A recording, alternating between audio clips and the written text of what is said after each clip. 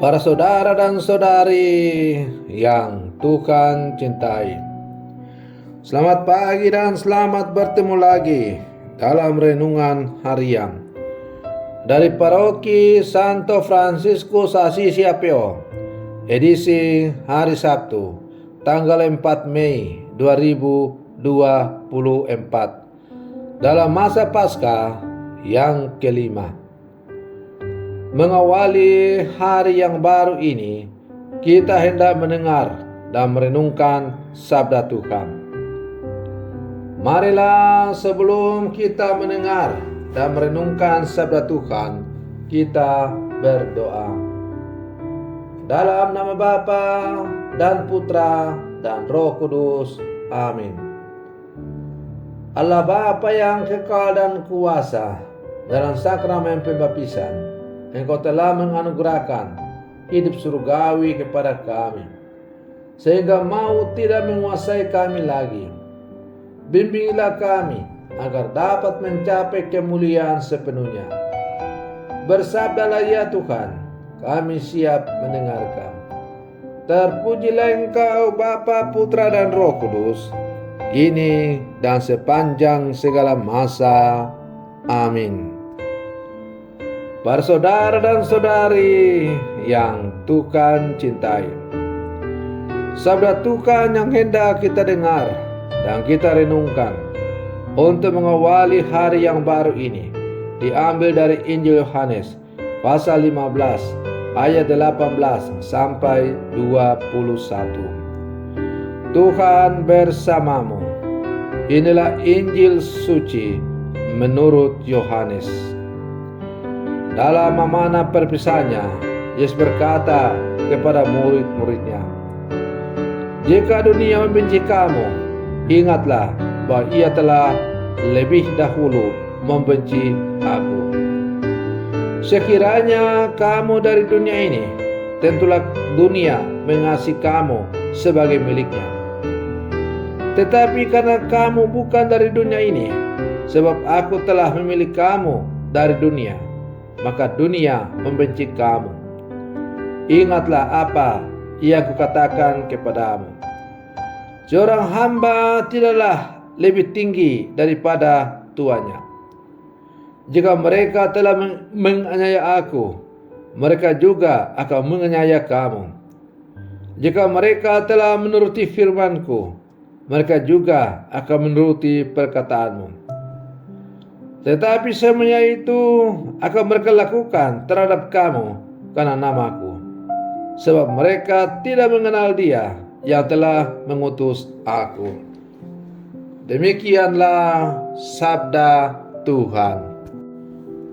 Para saudara dan saudari yang Tuhan cintai, dalam menjalani kehidupan kini, kita sering bisa melihat ada orang yang kerap merasa gelisah karena hidupnya tak menjadi lebih mudah setelah menjadi pengikut Kristus.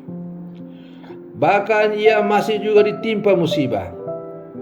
Kadang ia bertanya dalam hati, mengapa pada saat dirinya beriman, Tuhan malah membiarkan kesulitan dan penderitaan terjadi? Kalau Tuhan itu sungguh ada, mengapa ada begitu banyak persoalan yang saya hadapi dalam dunia ini? Kalau Tuhan itu sungguh ada dan mengasihi manusia, mengapa ada begitu banyak persoalan-persoalan hidup yang silih berganti datang menghampiri saya? Pertanyaan seperti ini dan seabrek pertanyaan lainnya kerap menjadi pergulatan hampir setiap orang beriman yang sedang dalam penderitaan atau kesulitan. Mengapa Tuhan membiarkan orang yang beriman menderita? Para saudara dan saudari yang Tuhan cintai, jawaban yang meneguhkan atas pertanyaan ini sebetulnya sudah diberikan oleh Yesus dalam bacaan Injil yang diperdengarkan oleh gereja pada hari ini. Jikalau dunia membenci kamu, ingatlah bahwa ia telah lebih dahulu membenci aku daripada kamu. Tetapi kamu bukan dari dunia, melainkan aku telah memilih kamu dari dunia. Sebab itulah dunia membenci kamu. Para saudara dan saudari yang Tuhan cintai, selama masih berada di dunia, kita tidak akan lepas dari pelbagai kesulitan dan penderitaan, sekalipun kita adalah pengikut Kristus. Hal yang membedakan adalah bahwa kita dapat menghayati penderitaan dalam terang iman. Dari sudut pandang itu, kita dapat diteguhkan bahwasanya kita tidak akan pernah sendirian dalam penderitaan. Barang siapa mau menjadi pengikutku, ia harus menyangkal dirinya dan memikul salibnya setiap hari. Roh Kudus selalu menyertai kita agar dapat melampaui berbagai penderitaan dengan iman yang teguh. Para saudara dan saudari yang Tuhan cintai, kesusahan dan penderitaan akan selalu mungkin menimpa kita selama kita mengembara di dunia ini. Boleh jadi penderitaan itu juga dialami sebagai akibat dari pilihan bebas kita untuk mengikuti Kristus.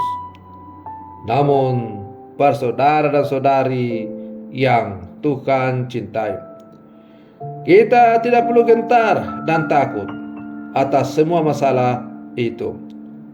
Roh Kudus selalu berjalan bersama kita dan akan menunjukkan jalan keluar pada waktunya. Yesus juga telah mendoakan kepada Bapa agar kita selalu dilindungi karena kita masih berada di dunia ini.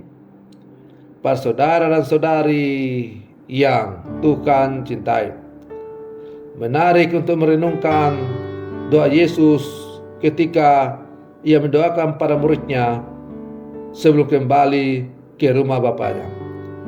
Ya Bapa, aku berdoa bukan supaya Engkau mengambil mereka dari dunia ini atau membebaskan mereka dari pelbagai macam masalah-masalah dunia ini, tetapi aku berdoa supaya mereka semakin tahu bahwa mereka sungguh aku kasihi. Para saudara dan saudari yang Tuhan cintai, maka panggilan menjadi murid Yesus memang adalah panggilan untuk memikul salib. Di tengah pelbagai tawaran dunia yang begitu menggiurkan, tentu jalan salib bukanlah jalan populer, bukanlah jalan yang disukai, tetapi justru jalan yang banyak dihindari, bahkan disingkirkan oleh orang, termasuk kita sebagai murid-murid Yesus yang sejati. Padahal sudah dengan jelas Yesus mengatakan bahwa barang siapa yang mau menjadi pengikutnya, dia harus menyangkal diri dan memikul salibnya setiap hari. Salib-salib yang kita hadapi itu, yang kita pikul itu adalah pelbagai dinamika problematika kehidupan yang kita alami silih berganti. Apalagi kalau kita berjuang untuk berdiri di jalan yang benar sebagaimana yang diajarkan oleh Tuhan. Tetapi para saudara-saudari yang terkasih, jangan pernah bimbang dan ragu akan iman kita kepada Tuhan. Teruslah berjuang, teruslah menghidupi iman kita. Yakin dan percayalah bahwa Tuhan akan selalu berjalan bersama dengan kita. Semoga demikian. Selamat pagi. Tuhan Yesus memberkati.